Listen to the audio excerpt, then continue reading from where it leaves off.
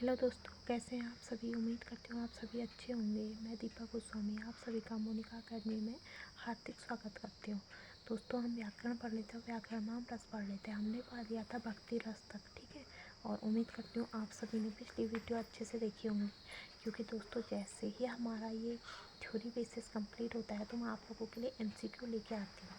और MCQ में मैं कुछ क्वेश्चंस आप लोगों के लिए उनके आंसर छोड़ देती हूँ, ताकि आप अगर जिसने मेरी वीडियो थ्योरी बेसिस देखी होंगी तो वो आसानी से क्या करता है, उसके आंसर कमेंट बॉक्स में दे सकता है, ठीक है। इसलिए थ्योरी में आपको पहले थ्योरी बेसिस पढ़ाती हूँ, उसके बाद MCQ लेके आती हूँ।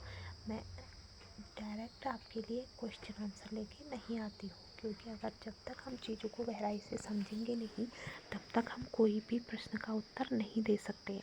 अगर हमने चीज़ों को पढ़ा है, अच्छे से समझा है, तो हमें चीज़ों के जो MCQ होते हैं, जो भी हमारे प्रश्नोत्तरी होती है, अगर हमने थ्योरी बेस समझी, हमने सारांश उसका पढ़ा है, उसका सार अच्छे से पढ़ा है, तो हम क्या करते हैं, उसका उत्तर हम आसानी से दे सकते हैं।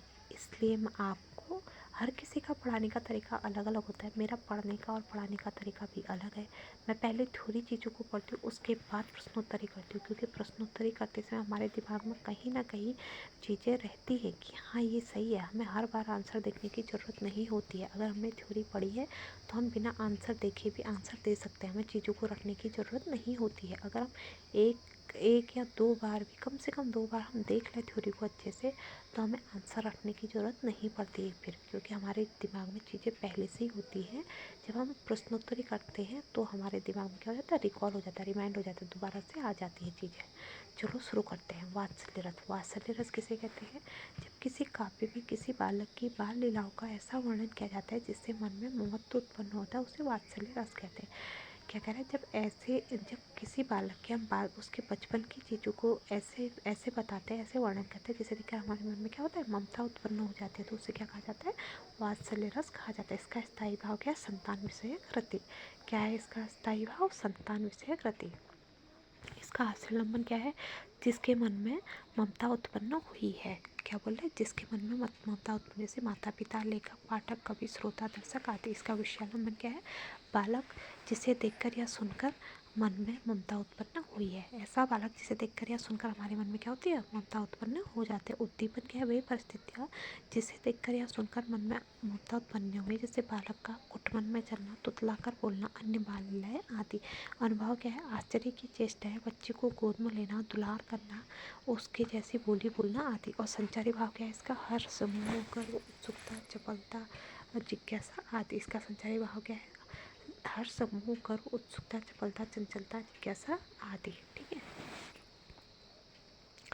संयोग वात्सल्य, देखिए इसमें भी वात्सल्य के भी 2 रस है, संयोग और वियोग। और संयोग वात्सल्य क्या है, जब संतान पास हो और उसकी क्रिया प्रतिक्रिया का वर्णन किया गया तो उसे क्या कहते हैं, संयोग वात्सल्य। उदाहरण के लिए, शोभित करना उम्मीद लिए, कुटरीन चलित रेणुतन मंडित मुग्धति लेप किए। मतलब जो नया बच्चा है वो घुटनों के बल और तन को रेणुतन मंडित, मतलब जो छोटे बच्चे होते हैं जब चलते हैं उसके मुंह में दही का लेप लगा हुआ है। मतलब श्री कृष्ण का वर्णन किया गया है, घुटनों के बल चल रहे हैं, नवनीत लिए, लेकिन उनके मुंह में दही का लेप लगा हुआ है, फिर भी चल रहे हैं। तो मतलब इसे देख कर क्या हो रहा है, हमारे मन में वात्सल्य की भावना उमड़ रही है, ठीक है। आगे देखिए, मैया कभी बढ़ेगी चोटी, कितक बार वही दूध पियत भई, यह अजो है छोटी, तू जो कहती बल को बेनी जो है, लंबी मोटी काचो दूध पियावत, पची पची देते ना माखन रोटी। क्या कह रहे हैं, मैया कृष्ण अपनी माँ से कह रहे हैं, मैया मेरी चोटी कब बढ़ेगी, मैं तो कितना दूध पीता हूँ, लेकिन फिर भी ये चोटी क्या है, छोटी ही है। और जो गाय का बच्चा है, जो उसकी क्या है, लंबी रोटी है, वो क्या होता है, कच्चा दूध पीता है या माखन जो भी है। इसमें क्या है, मतलब उनकी जो बातें होती हैं, बच्चों की जो बातें होती है, उनसे क्या होता है, हमारे मन में क्या होती है, ममता उमड़ती है, ठीक है। आगे देखिए, जसोदा हरि पालना झुलावे, हरलावे दुहरावे मलावे,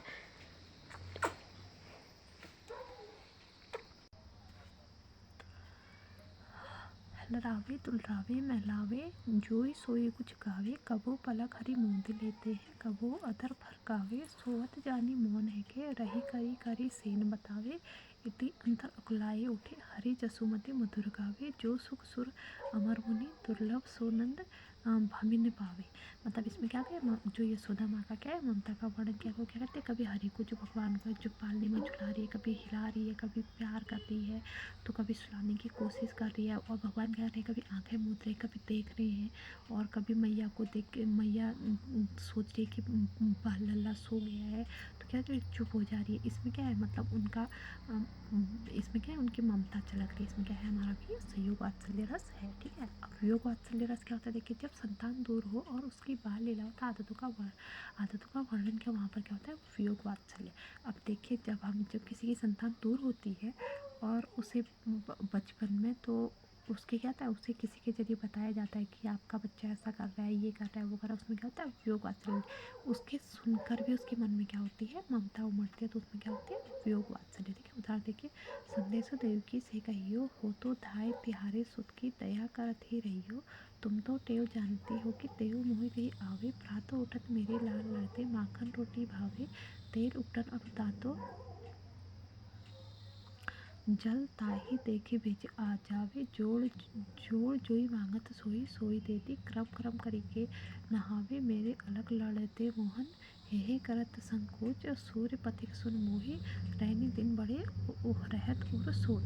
मतलब इसमें क्या है, यशोदा मैया जब कृष्ण क्या कहते हैं, गोकुल छोड़ के मथुरा चले जाते हैं, तो यशोदा मैया क्या देगी, देवकी के लिए संदेश दे रही है कि देवकी से कहना जो मेरा लल्ला है वो सुबह उठते ही क्या करता है, मतलब और माखन रोटी मांगता है, फिर तेल उपटन और तातों का मतलब तेल उपटन से उसे तेल उपटन लगाते हैं, फिर उसे गर्म पानी से नहलाते हैं।